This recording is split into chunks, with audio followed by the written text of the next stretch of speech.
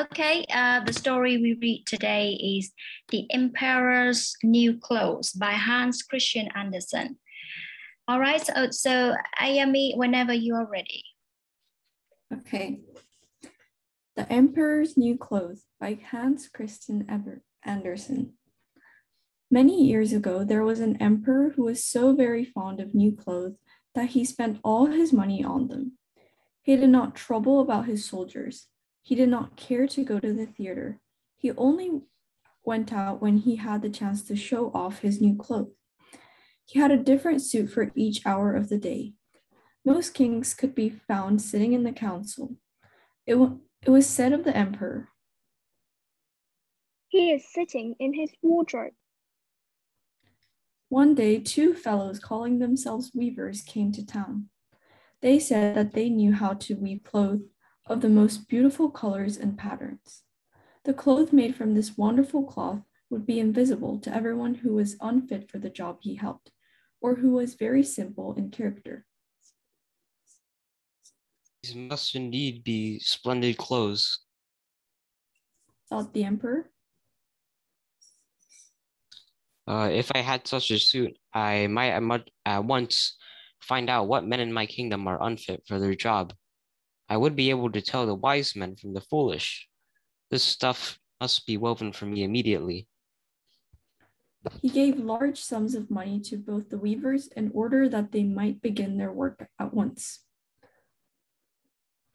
So the two pretend weavers set up two looms. They worked very busily. Though in reality they did nothing at all, they asked for the finest silk and the purest gold thread. They put both into their own knapsacks. Then they pretended to work at the empty looms until late at night. I should like to know how the weavers are getting on with my cloth, said the emperor to himself one day. When he remembered that a simpleton or one unfit for his job would be unable to see the cloth, he began to worry. To be sure, he thought he was safe. However, he would prefer sending somebody else to bring him news about the weavers and their work. All the people in the kingdom had heard of a wonderful cloth. All were eager to learn how wise or how foolish their neighbors might be. I will send my faithful old wise man to the weavers, said the emperor at last. He will be best able to see how the cloth looks. He is a man of sense. No one can be better for his job than he is. So the faithful old wise man went into the hall where the thieves were working with all their might at their empty looms. What can be the meaning of this? thought the old man, opening his eyes very wide. I cannot find the least bit of thread on the looms.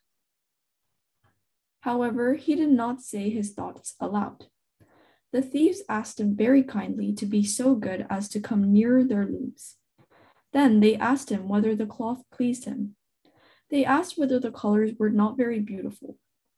All the time they were pointing to the empty frames. The poor old wise man looked and looked. He could not see anything on the looms for a very good reason. There was nothing there. What? thought he again. Is it possible that I'm a fool? I have never thought so myself. No one must know if I am so. Can it be that I'm unfit for my job? No, the emperor must not know that either. I will never tell that I could not see the stuff. Well, sir, said one of the weavers, still pretending to work. You do not say whether the cloth pleases you. Oh, it is excellent, replied the old wise man, looking at the loom through his spectacles. Its pattern and the colors. Yes, I will tell the emperor without delay how very beautiful I think them. We shall be much obliged to you, said the thieves. Then they named the many colors and described the pattern of the pretended stuff. The old wise man listened with care to their words so he might repeat them to the emperor. The thieves asked for more silk and gold, saying that it was necessary to complete what they had begun. Once again, they put all that was given them into their knapsacks. They went on working with as much effort as before at their empty looms. The emperor soon sent another man from his court to see how the weavers were getting on. Now he wanted to know if the cloth would soon be ready. It was just the same with this gentleman as with the wise man. First, he looked closely at the looms on all sides. He could see nothing at all but the empty frames. Do not the stuff appear as beautiful to you as it did to my lord, the wise man? Asked the thieves of the emperor's second advisor. I certainly am not stupid, thought the man. It must be that I am not fit for my good job. That is very odd. However, no one shall know anything about it. And so he praised the stuff he could not see. He declared that he was happy with both colors and patterns. Indeed, your imperial majesty, he said to his emperor when he returned. The cloth which the weavers are preparing is extraordinarily magnificent. The whole city was talking of the splendid cloth which the emperor had ordered to be woven. Finally, the emperor himself wished to see the costly material while it was still in the loom. He took many officers of the court and the 2 honest men who had already admired the cloth. As soon as the weavers saw the emperor approach, they went on working faster than ever, although they still did not pass even one thread through the looms. Is not the word absolutely magnificent? Said the 2 officers of the crown, already mentioned. If your majesty will only be pleased to look at it. What a splendid design! What glorious colors! And at the same time, they pointed to the empty frames, for they imagined that everyone else could see this exquisite piece of workmanship. How is this? Said the emperor to himself. I can see nothing. This is indeed a terrible affair. Am I a simpleton, or am I unfit to be an emperor? That would be the worst thing that could happen. Oh, the cloth is charming, said he aloud. I approve of it completely. He smiled most graciously and looked closely at the empty looms. No way would he say that he could not see what 2 of his advisors had praised so much.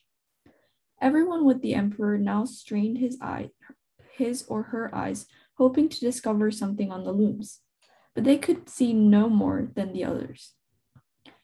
Nevertheless, they all claimed,